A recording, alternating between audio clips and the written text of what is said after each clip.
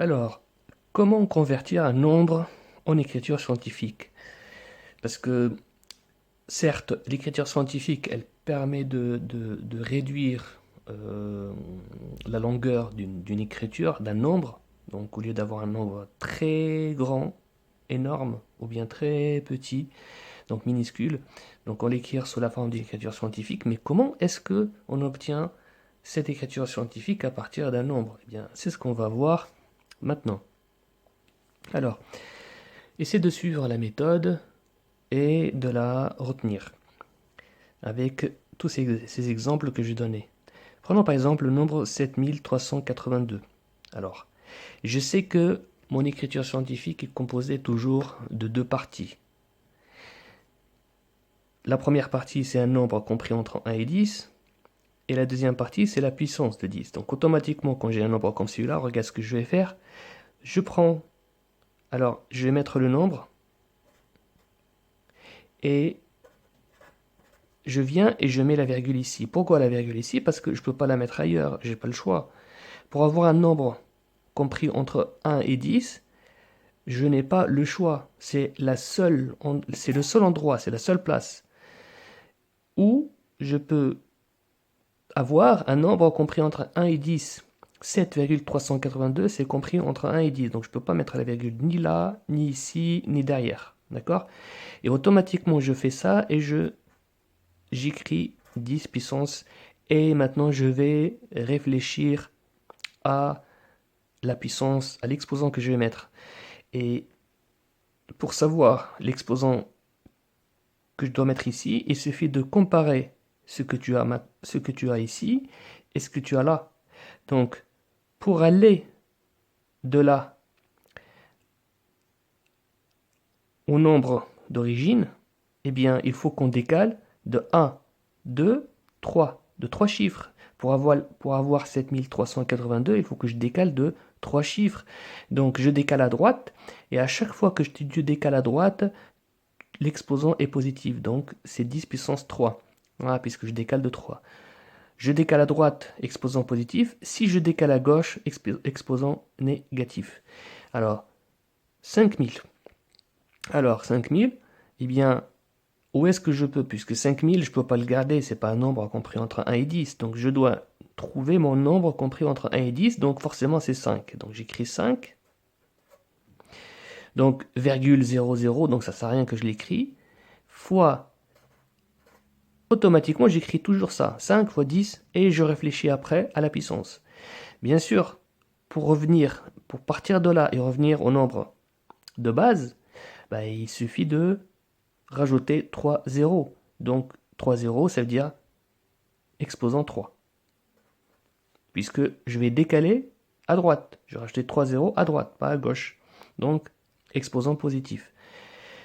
12 335. Alors, le nombre compris entre 1 et 10, si je l'écris, je vais écrire 3, 3, 5. Et ma virgule, je dois la mettre forcément, pas ici, parce que 12, c'est pas compris entre 1 et 10, donc c'est là. Donc ça me donne 1,2335, et j'écris la puissance de 10, et je réfléchis maintenant à l'exposant. Alors, pour revenir à mon nombre de base, il faut que je décale à droite, parce que mon nombre de base, c'est celui-là. Donc je dois décaler à droite. Eh bien, je décale de combien pour avoir 12 335? Je décale de 1, 2, 3 et 4. 1, 2, 3 et 4. Donc, j'ai décalé à droite, donc c'est 10 puissance 4. Ça, tu vois comment on fait si le nombre est supérieur à 10, parce que on, on ne peut pas, pour passer d'un nombre ordinaire à une écriture scientifique, eh bien, tu as deux possibilités. Soit le nombre est supérieur à 10, et voilà comment je fais. Soit le nombre est inférieur à 1. Et voilà comment je vais faire. On va le faire maintenant. Si le nombre est compris entre 1 et 10, ben ça ne sert à rien puisque le nombre est déjà en écriture scientifique. Mais si le nombre est supérieur à 10, puisque c'est supérieur à 10, donc ce n'est pas une écriture scientifique. Et si c'est inférieur à 1, ce n'est pas non plus une écriture scientifique. À ce moment-là, je dois le changer en écriture scientifique. Alors, ici, le cas où on a un nombre inférieur à 1. 0,54. Alors là, donc, le 0. Donc, je décale tout. J'écris 54.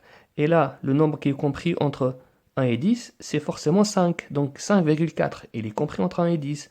Donc, je n'ai pas le choix. Et je fais toujours fois 10 puissance. Et je réfléchis à l'exposant. Eh bien, comme je dois décaler à gauche pour revenir à ce nombre-là, je dois décaler à gauche. Et puisque je décale à gauche, donc je dois mettre un exposant négatif.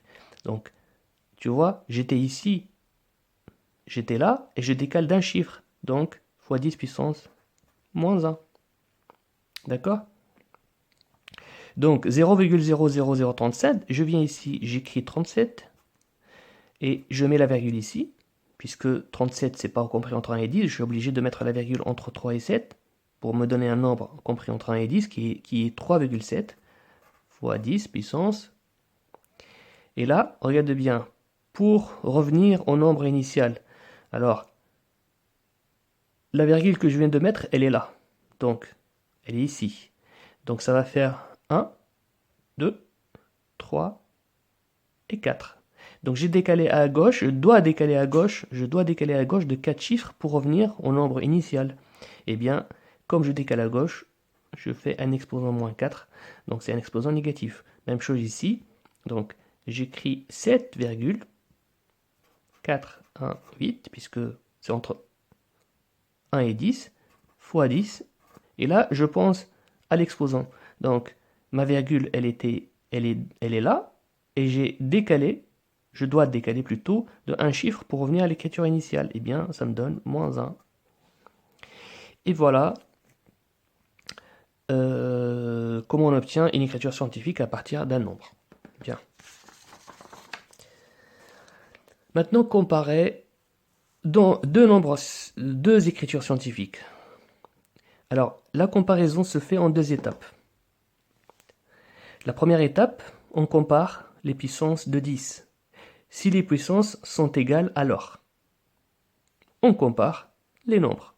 Une écriture scientifique, si on veut la comparer, une écriture scientifique est composée de 2 parties, le nombre entre 1 et 10 et la puissance de 10. Première chose que tu dois faire pour comparer deux écritures scientifiques, c'est de comparer d'abord les exposants, c'est-à-dire comparer les puissances. Si les puissances sont égales et que je ne peux pas les comparer, à ce moment-là, je passe à la comparaison des 2 nombres. D'accord? Alors, exemple. Je vais comparer 2,37 fois 10 puissance moins 5 et 18 fois 10 puissance moins 6. À ce moment-là, on a dit que la première étape, il s'agit de comparer les puissances, les exposants. Moins 5 est supérieur à moins 6. Je compare l'exposant. Donc, ça veut dire que tout ce nombre-là est plus grand et supérieur aussi à ce nombre-là. Donc, je marque 2 fois 10 puissance moins 5 est aussi supérieur à 18 fois 10 puissance moins 6. Automatiquement, l'exposant, s'il est plus grand ou plus petit, c'est lui qui décide. Voilà, c'est lui qui nous donne la référence de plus petit ou bien plus grand. Alors, on va comparer le deuxième nombre. Ici, j'ai 5,123 10 puissance 4 et 5,12 fois 10 puissance 4. Alors, je remarque que je commence toujours par comparer les exposants et je remarque que les exposants sont égaux. Les puissances sont égales. Donc, à ce moment-là, je ne peux pas comparer à partir des exposants. Eh bien, maintenant, je passe au nombre et je compare les nombres. Donc, ce que je vais dire, que c'est 5,123 est supérieur à 5,12. Donc, 5,123 fois 10 puissance 4 est aussi supérieur à 5,12 fois 10 puissance 4. Voilà comment comparer deux écritures scientifiques à retenir. Prochaine notion, c'est encadrer une écriture scientifique. Alors, pour encadrer une écriture scientifique, il y a une règle. Une écriture scientifique, elle est composée de 2 nombres. Un nombre entre 1 et 10, et une puissance de 10. Un nombre A, et une puissance de 10, puissance n. Alors, il suffit de prendre la puissance de 10, n, puissance n, et, d'accord, tu mets à gauche, et tu prends 10 puissance n plus 1, et tu le mets à droite. Exemple concret, j'ai 3,27 fois 10 puissance 4. Alors, 3,27 fois 10 puissance 4 est encadré. Alors, entre 10 puissance 4, celui-là, tu touches pas. Et celui-là, tu mets 10 puissance 4 plus 1, tu rajoutes 1. Et ce qui nous donne que ce nombre-là est compris entre 10 puissance 4 et 10 puissance 5. Voilà comment tu encadres. Même chose ici.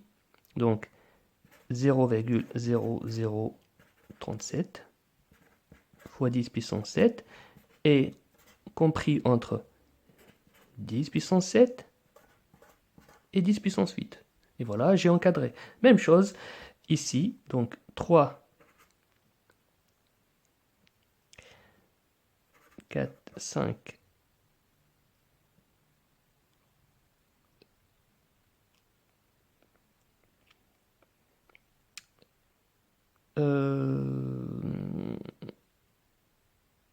non, là, je reviens sur celui-là, j'ai pas fait attention.